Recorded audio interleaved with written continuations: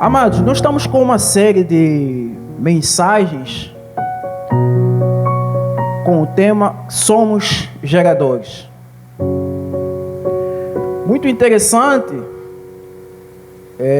o texto base deste tema se encontra na segunda epístola de Coríntios, no capítulo 4, no seu versículo 16.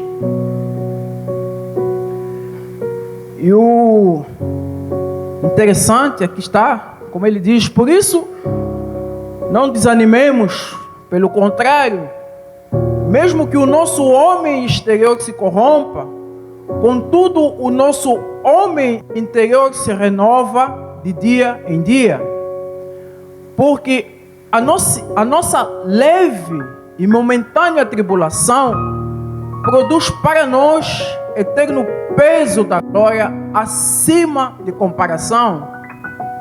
Não atendamos nós às coisas que se vê, mas nas que não se vê, porque as que se vê são temporárias e as que não se vê são eternas. E perante essa palavra, irmãos, eu na quinta-feira consegui pegar 3 considerações que eu achei importante. Eu anotei aqui as coisas que o pastor falou, que eu achei muito interessante e que certamente beneficia a mim, a minha e a sua vida. A primeira é que a luta que você está passando não veio para te causar o fim. A luta que você está passando, ela veio para te tornar maduro. Não é para o teu fim. Deus sabe de todas as coisas. E antes de Deus te entregar um grande milagre, Ele tem que te preparar. E esta luta é uma preparação para você amadurecer para aquilo que Deus quer entregar na tua mão. A segunda coisa é que Deus trabalha de uma forma completa, plena. Nosso Deus, Ele não é incompleto, Ele é completo. Se Deus fala que vai acontecer, é porque vai acontecer. O mais interessante é que quando nós falamos que Deus trabalha de uma forma completa, nós olhamos para a mulher do fluxo de sangue, aquela cena. Por quê? Porque Jesus ia salvar a filha do Jairo. Mas aí nós lembramos da palavra que diz que Jesus não podia ressuscitar ou não podia acordar uma igreja lá à frente enquanto Ele não curasse a igreja presente. Aleluia. E o terceiro ponto é que o peso da glória de Deus é bem maior que a minha tribulação. Aquilo que nós passamos, aquilo que nós choramos, não se compara ao peso da glória de Deus. E dentro desse tema, nós somos geradores. Hoje eu trago um subtema que vai mexer com o nosso interior. Quem se considera um gerador, que levante a mão. Quem se considera um gerador, que levante a mão. Se você se considera um gerador, então dê o primeiro passo. Nosso subtema de hoje. Dê o primeiro passo. Vamos abrir as nossas Bíblias no segundo livro de Reis, seu capítulo 7, versículo 3. 4 homens leprosos estavam à entrada da porta, os quais disseram uns aos outros: para que estarmos nós aqui sentados até morrermos? Se dissermos, entremos na cidade, há fome na cidade, e morreremos lá. Se ficarmos sentados aqui, também morreremos. Vamos, pois, agora e damos conosco no arraial dos sírios, Se nos deixarem viver, viveremos. Se nos matarem, somente morreremos. Primeiro eu preciso te trazer no contexto histórico dessa passagem. Nessa época, o rei Ben-Hadad, que era o rei da Síria, era um rei muito cruel. Dizem os historiadores que muitas das vezes esse rei, quando ele desejava um reino, ele não lutava. Ele simplesmente, por causa do seu requinte de crueldade, ele mandava um emissário e dizia assim para o rei: ó, eu quero o seu reino. E ele era tão cruel que ele desejou Samaria.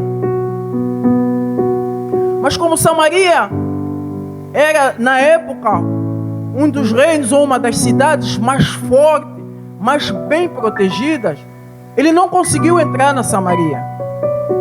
Aí ele mudou de plano. Resolveu cercar Samaria. Ninguém entra, ninguém sai. Por quê? Porque ele colocou na sua mente como plano de que se eu não vencer pela força, eu vou vencer pelo cansaço. Amados, e o diabo tem feito muito isso nas nossas vidas. Porque ele sabe que pela força ele não pode nos vencer.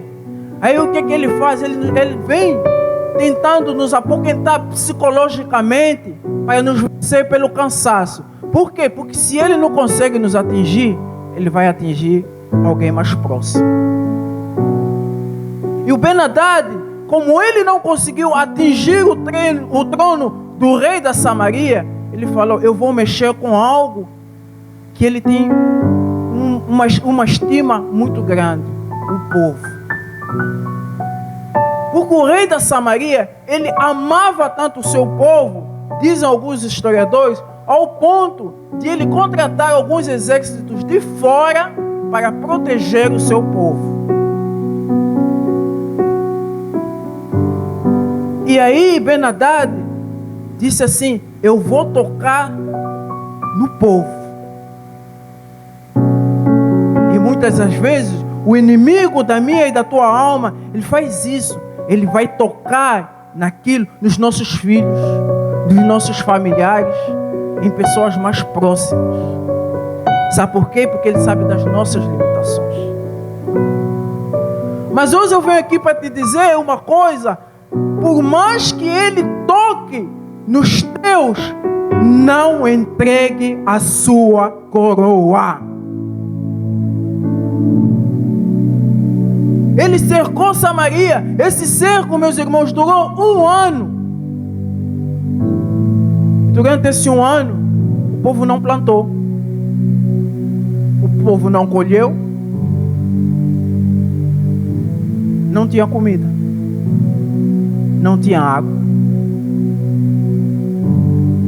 O país, o reino, entrou em calamidade, ao ponto de o rei uma vez passar pela rua e a mulher olhar para o rei e pedir ajuda, e o rei falou: se Deus não nos ajudar, eu também não posso fazer nada.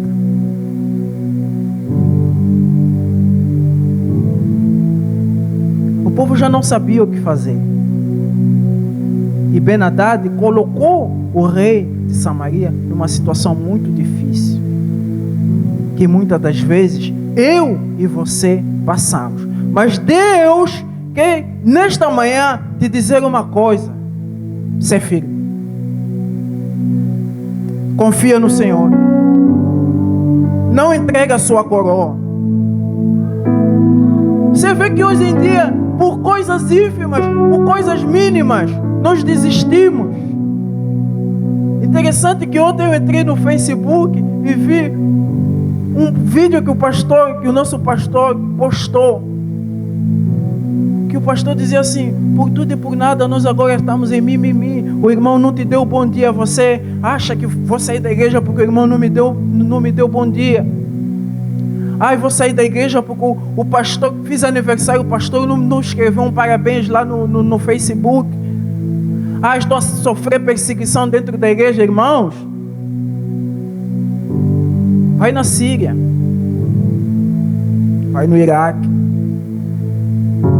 vai no Irão. Eu sou de Angola, eu sou da África. Vai em alguns países da África para você ver o que é a perseguição. E o rei da Samaria, ele viveu isso. Porque imagina você sendo um rei e olhando o teu povo morrendo de fome, de sede.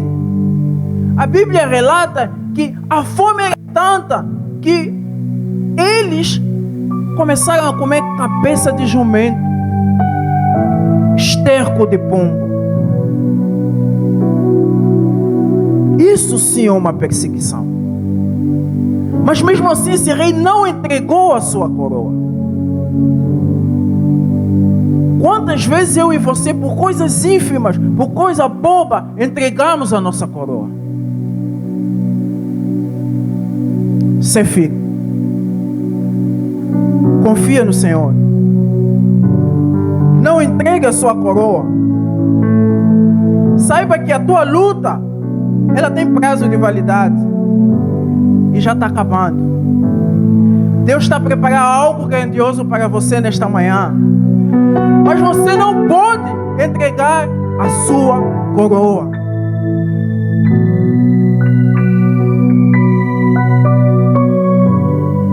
E Deus, através do profeta Eliseu, ele já tinha prometido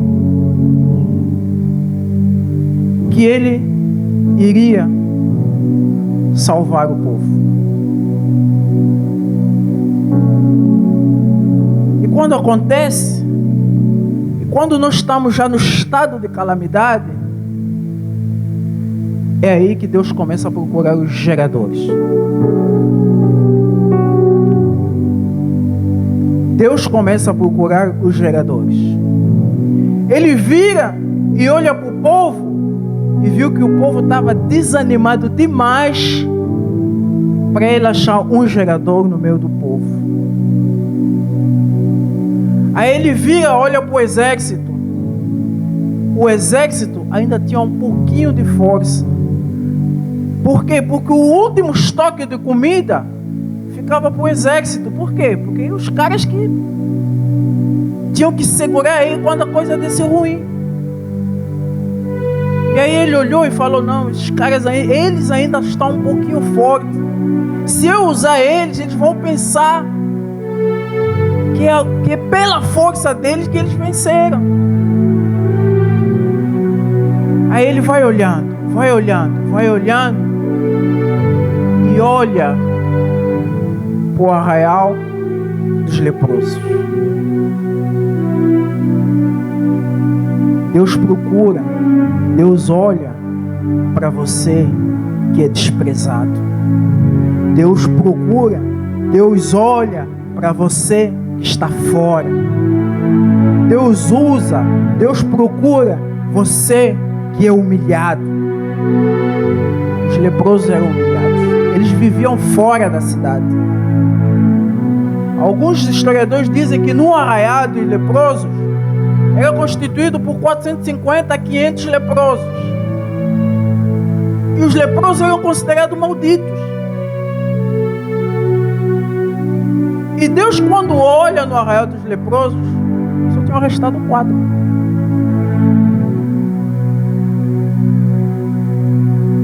Mas ele olha para esses 4, e aí voltamos ao nosso texto, nós vemos a determinação que esses leprosos tinham. Aí quando Deus procura os geradores, existem determinadas características que nós podemos encontrar no gerador. Primeira característica: o gerador só é útil quando há falta. O gerador só é útil quando há falta. Eu passei quase um mês, fui lá para o meu país ver a família. Passei quase um mês lá. E o meu país, nós vivemos 27 anos de guerra civil. Então nós temos determinados problemas sociais que no Brasil aqui não existe. Quer ver um exemplo prático? A luz elétrica. Vocês imaginam que na capital do país a luz elétrica falta, e falta muito. E aí, para compensar a falta de energia elétrica, quase todo mundo tem um gerador em casa. Então, nesses 25, 26 dias que eu fiz em Angola, irmãos, 25 e 26 dias faltou energia. Aí nós éramos obrigados a ligar o gerador. Mas nós só usamos o gerador, sabe por quê? Porque havia falta. Essas lâmpadas de emergência que nós temos aqui, elas só funcionam quando faltar energia.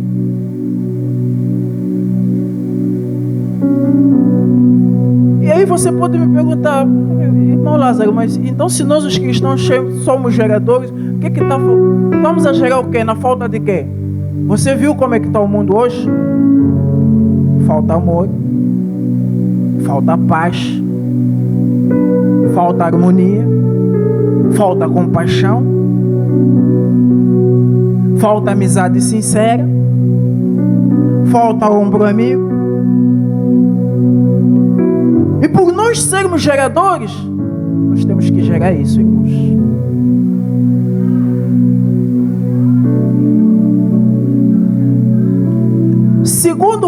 Segunda característica de um gerador, o gerador precisa de um combustível, de uma energia.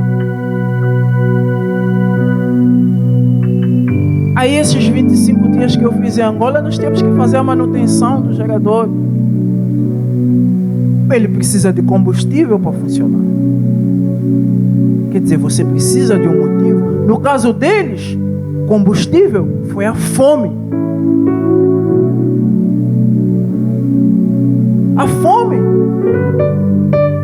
A fome fez com que eles se revoltassem e levantassem.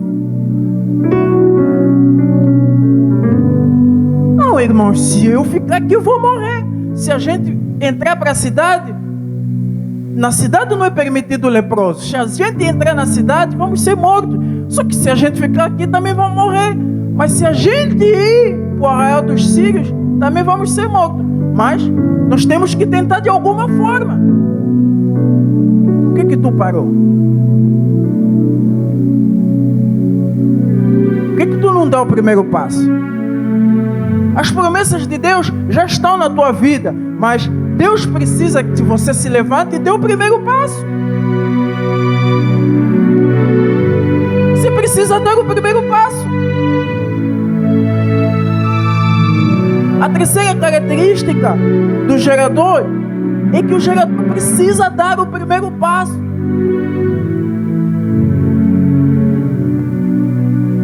Para ele gerar, você vê que a gente faz a manutenção e a gente vai lá, liga, ele começa a funcionar e gera energia. Para você gerar energia, você precisa dar o primeiro passo. Você precisa estar em movimento. Irmãos, parado, você não vai resolver nada. Se você está desempregado e está parado em casa, espera que o emprego caia do céu, meu irmão, você não vai conseguir absolutamente nada.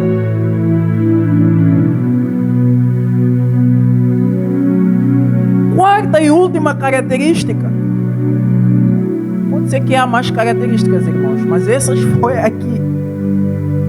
Aqui eu achei.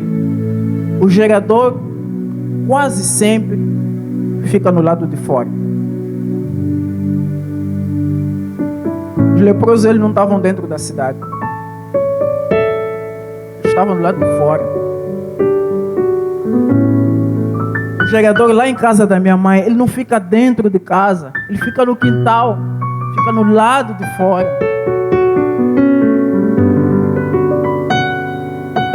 O grande exemplo que nós temos dentro da Bíblia é do rei Davi.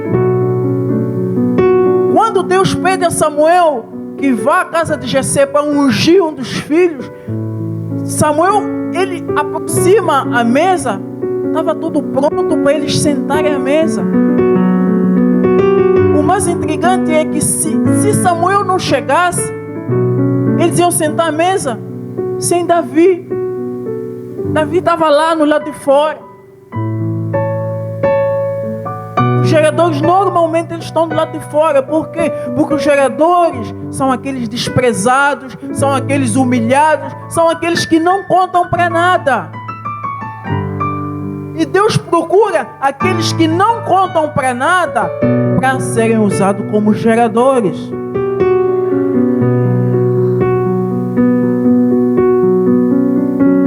E aí Samuel fala, Deus fala para Samuel, Samuel, como todo homem, nós atentamos muito para a aparência.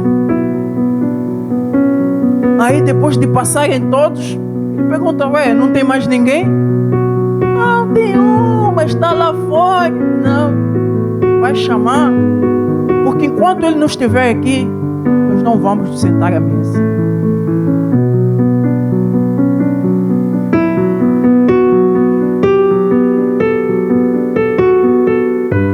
E aí, se nós olharmos, se nós darmos a continuidade no texto, nós vamos ver que levantaram-se ao anoitecer para se dirigir ao arraial sírio. E tendo chegado à entrada do arraial, eis que não havia ninguém.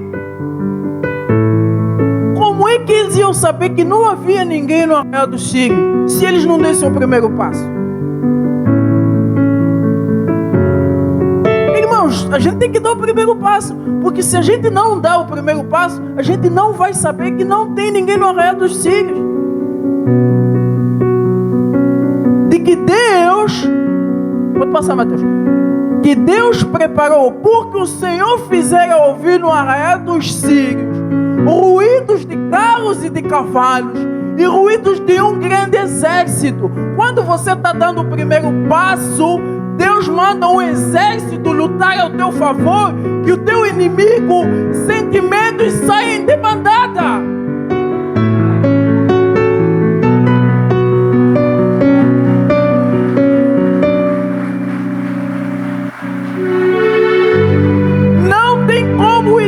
Resistir, irmão, não tem como o inimigo resistir, mas você precisa dar o primeiro passo, precisa estar.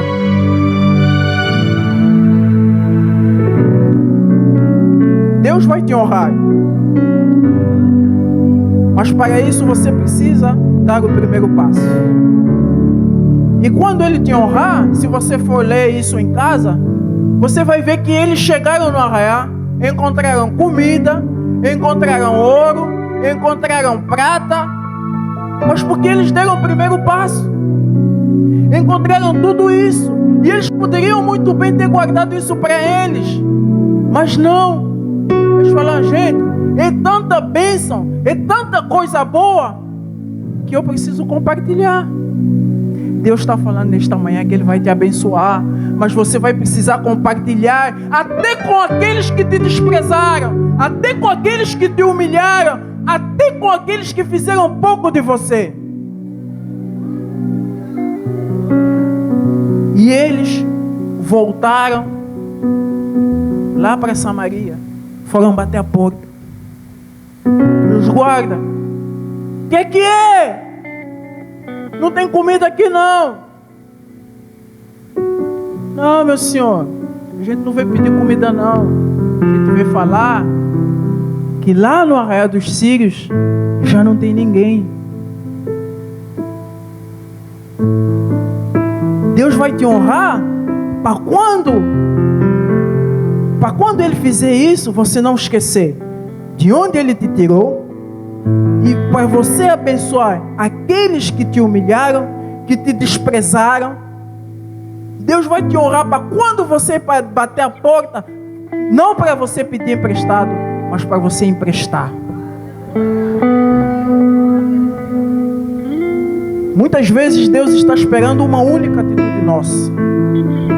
Que tal somente nos colocarmos de pé e dar o primeiro passo. Quem diz a última palavra na sua vida é Deus e não o homem.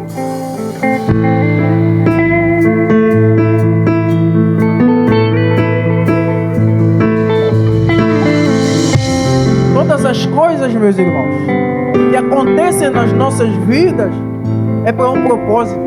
E esse propósito só Deus ele sabe. Eu encerro com uma parábola, uma história.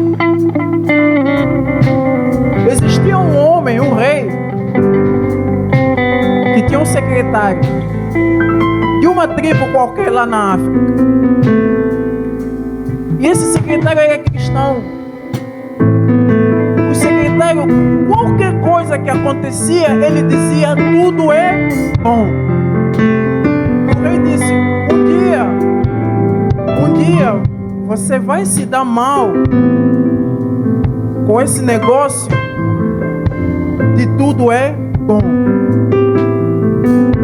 Aí o rei ia para a caça, pediu para ele fazer a manutenção da arma, e o secretário não fez a manutenção da arma. Quando o rei foi para a caça, quando ele tentou atirar, a arma estava tão mal conservada que ele machucou o dedo. Cortou mesmo a ponta do dedo. Cortou. Aí o secretário vira para ele e diz: oh, meu senhor, tudo é bom. O rei disse: o quê? Eu machuquei o dedo e você diz que tudo é bom? Vai, no cárcere, cadeia. Foi para a cadeia. Aí houve uma guerra entre tribos vizinhas. A outra tribo veio atacar a tribo desse rei. E essa outra tribo, eles eram canibais, eles ofereciam sacrifícios. E eles capturaram o rei e levaram esse rei.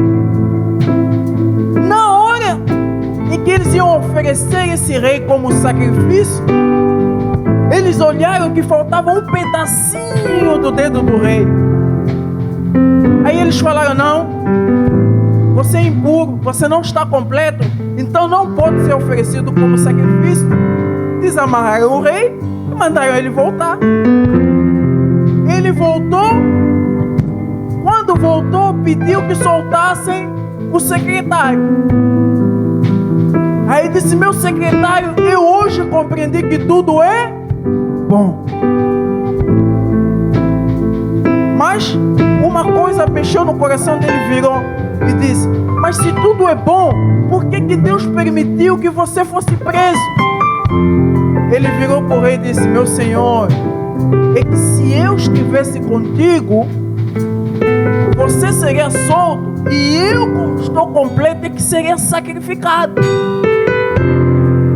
Aí nós compreendemos que tudo que Deus faz é... Dê uma salva de palmas para o Senhor, se coloca de pé, nós vamos orar.